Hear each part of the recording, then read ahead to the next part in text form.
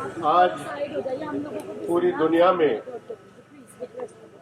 7 अक्टूबर को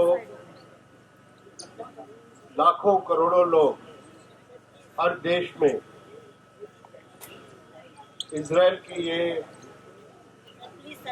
नरसंहार के खिलाफ और फिलिस्तीनी जनता के प्रति एकजुटता प्रकट करने के लिए आज सड़कों पर उतरे हैं। पिछले शनिवार को, क्योंकि वो वीकेंड है, ज्यादा लोग आ सकते हैं, तो लंदन और पेरिस और दूसरे यूरोप के राजधानियों में लाखों लोग प्रदर्शन किए। 7 अक्टूबर पिछले साल से आज तक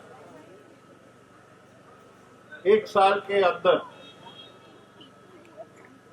गाजा पर जो बर्बर हमला हुआ है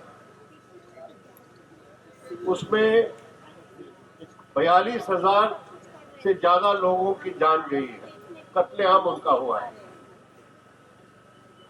ये औपचारिक जो गिनती है, इससे बहुत ज्यादा और अभी भी जो बिल्डिंग्स कोलैप्स हुए हैं उनके रबड़ के नीचे, मलबे के नीचे दबे हुए हैं।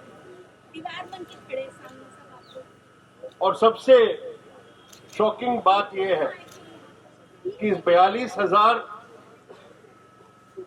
निर्दोष लोगों की जो जाने गई है उसमें से कल तक 16,890 बच्चे। तो यही दिखाता है कि किस तरह के ये जंग छेड़ा गया है।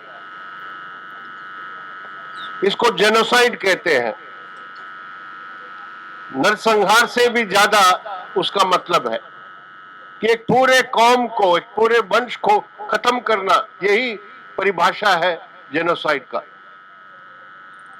और इंटरनेशनल कोर्ट ऑफ जस्टिस, जो अंतर्राष्ट्रीय स्तर पर यूनाइटेड नेशंस स्पॉन्सर्ड जो अदालत है, उन्होंने कहा है पिछले साल ही कि ये नरसंहार की ओर बढ़ रही है, जेनोसाइड की ओर बढ़ रही है इजराइल, और उसको रोकना चाहिए। लेकिन इजराइल अभी सिर्फ गाजा को तबाह नहीं कर रहे हैं, पिछले 3 हफ्ते से लेबनान पर हमला किया है।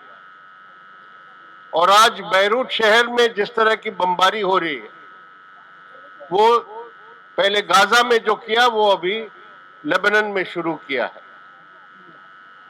और ये और व्यापक होने वाला है, क्योंकि इजराइल पर कोई नियंत्रण नहीं कर सकते हैं। कोई अदालत, अंतर्राष्ट्रीय अदालत या यूनाइटेड नेशन, कोई भी उस पर रोक नहीं लगा सकते हैं, क्योंकि उनके साथ, उनके पीछे अमेरिका है।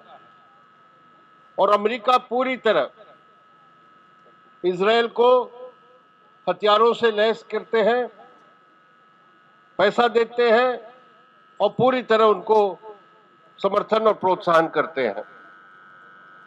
तो आज ये जो पश्चिमी एशिया में ये व्यापक एक युद्ध बनना है, उसका असर पूरी दुनिया पर पड़ने वाला है। मैं उस पर ज्यादा अभी नहीं जाना चाहता हूं। मैं सिर्फ ये बात पर जोर देना चाहता हूं कि जब यूनाइटेड नेशंस में, संयुक्त राष्ट्र में भारी बहुमत से प्रस्ताव पारित किया गया है जनरल असेंबली में, इजराइल को कंडेम करते हुए, जब अंतर्राष्ट्रीय कोर्ट ऑफ जस्टिस ने कहा है कि ये युद्ध रुकना चाहिए, लेकिन हमारे भारत सरकार की क्या पोजीशन है? मोदी सरकार पूरी तरह इजराइल को साथ दे रही है। मोदी सरकार इजराइल को हमारे देश में जो हथियार पैदा हो रहा है, हमारे देश में जो ड्रोन्स पैदा कर रहे हैं, इजराइल के कंपनी और अदानी के कंपनी का जॉइंट मैन्युफैक्चरिंग है हैदराबाद के पास, वहां से ड्रोन भेजा जा रहा है इजराइल को, और इजराइल गाजा में उसको इस्तेमाल कर रहे हैं बमबारी के लिए। इस तरह तरह तरह के हथियार हिंदुस्तान से मोदी सरकार, जिस तरह अमेरिका और बाइडेन इजराइल को समर्थन कर रहे हैं, उसी रास्ते पर मोदी सरकार चल रही है।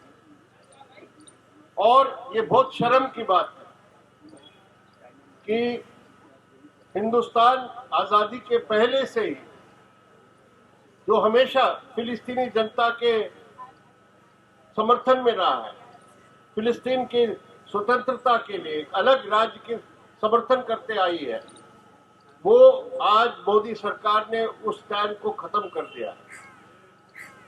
3 हफ्ते पहले संयुक्त राष्ट्र के जनरल असेंबली में जब प्रस्ताव पारित किया गया, भारी बहुमत से वो पारित किया गया कि इजराइल जो भी उनके कब्जे में है फिलिस्तीनी इलाके, Gaza, West Bank, east Jerusalem, इस सबको 12 महीने के अंदर खाली करो, ये पास हुआ है।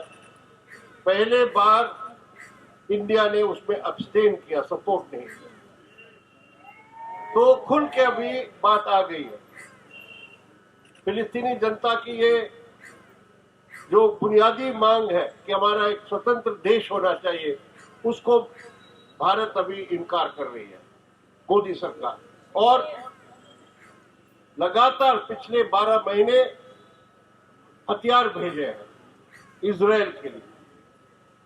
जब दुनिया में ऐसी स्थिति है कि अमेरिका के एलाइज जो है नेटो में,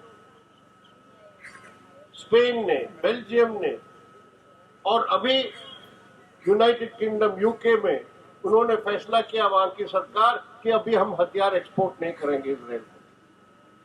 लेकिन इंडिया जो कहते हैं कि हम ग्लोबल साउथ के लीडर हैं, नॉन अलाइन मूवमेंट के हम नेता रहे हैं, वो इंडिया को अभी मोदी सरकार ने अमेरिकी साम्राज्यवाद और इजरायली जो वॉर क्राइम्स है उसमें अकम्प्लिस बना दिया है। तो हमारे लिए सिर्फ पैलेस्टीन के प्रति एकजुटता का सवाल नहीं है, वो तो हमारा रहेगा, और हमें भारतीय जनता के बीच में जाके और समर्थन नामबंद करने की जरूरत है। लेकिन उसके साथ साथ ये मोदी सरकार की ये जो नीति है इजराइल के प्रति, जो उन्होंने गद्दारी की है पैलेस्टीन जनता के प्रति, उसको हमें जनता के बीच में जाके बेनकाब करना पड़ेगा।